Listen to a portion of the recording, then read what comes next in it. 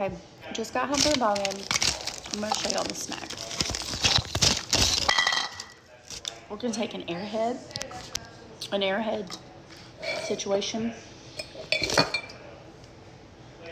And I don't know if you can see this.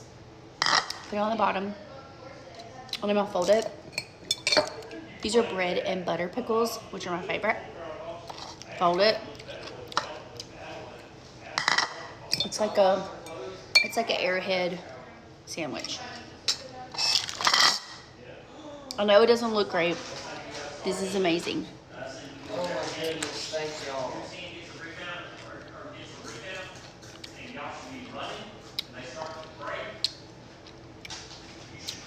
This is so good. If you like dill pickles, you can do it with dill pickles. I like the bread and butter pickles because they're sweet, salty, sour.